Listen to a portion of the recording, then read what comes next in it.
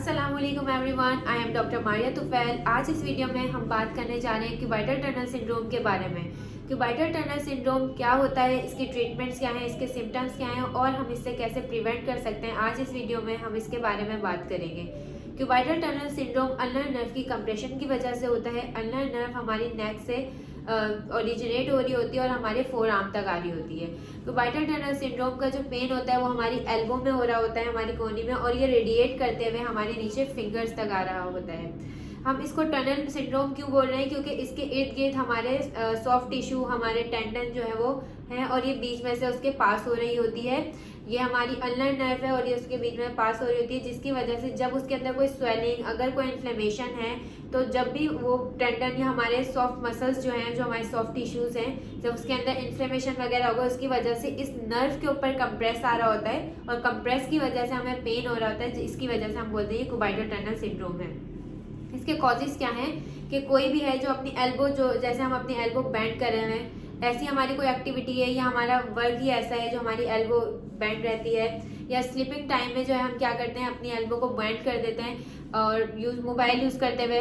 उसके अलावा बोन स्पर्स होते हैं, अर्थराइटिस की वजह से हमारे सिस्ट होते हैं, अगर किसी के एल्बो में सिस्ट हैं तो भी उसे हो सकती है, या पास्ट कोई हिस्ट्री है कि उसको एल्बो का फ्रैक्चर हुआ था या तो कोई डिसलोकेशन हुई थी, उसकी वजह से भी क्यूबाइटल टनल सिंड्रोम जो है वो हमें दोबारा से हो सकता है। उसके अलावा इसकी ट्रीटमेंट्स क्या है कि हम इसको ब्रेसिस, पेशेंट को सबसे पहले हम सजेस्ट करते हैं कि वो ब्रेसिस पहने। जब ब्रेसिंग पहनेंगे तो उसकी वजह से क्या होगा, उनका हाथ जो है वो स्ट्रेट रहेगा, स्ट्रेट रहने की वजह से बिल्कुल स्ट्रेट रहेगा, जिसकी वजह से उसकी नर्व जो है वो रिलीज होगी। उसके जो पैटर्न बना हुआ है कि वो अपना हैंड जो है वो अपनी एल्बो को बैंड रखता है, वो ब्रेक होगा, जिसकी वजह से उसे काफ़ी रिलीज मिलेगा। उसके अलावा इसके ट्रीटमेंट्स के अंदर एक्सरसाइजेज हैं, मेडिकेशन हैं पेन रिलीफ करने के लिए।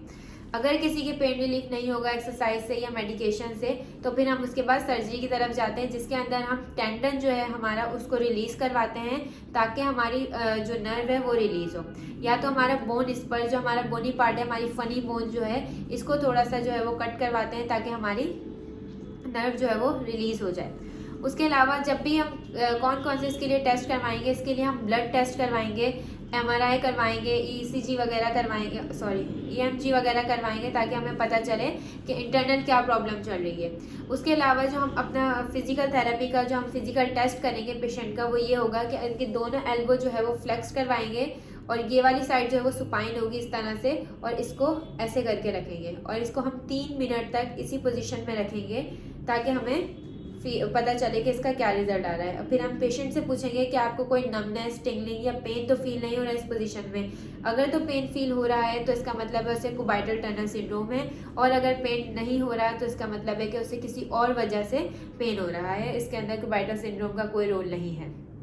इनको क्या सिम्टम आ रहे होते हैं, इनको हाथ मूव करने में डिफ़िकल्टी हो रही होती है, पेशेंट को हाथ मूव करने में डिफ़िकल्टी हो रही होती है, नमनेस फील हो रही होती है फिंगर के अंदर, और इसके अलावा एल्बो के अंदर बहुत ज़्यादा पेन हो रहा होता है। तो हम सबसे पहले तो हम इनको पेन किलर से इनका पेन रिलीफ करने की कोशिश करेंगे कि कम हो जाए। फिर हम फिजिकल एक्सरसाइजेस की तरफ जाएंगे और जितना हो सकेगा हम इन्हें सर्जरी से रोकेंगे।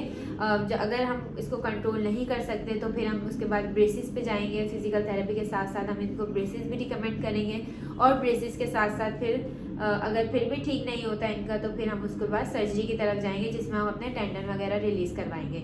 आज इस वीडियो में इतना ही क्यूबाइटल टनल सिंड्रोम के बारे में। इसकी कुछ फिजिकल एक्सरसाइजेज हैं जो आप घर पे भी कर सकते हैं, कि अगर आपको इनिशियल स्टेज है तो भी आप कर सकते हैं, माइल्ड या मॉडरेट है तो भी आप कर सकते हैं।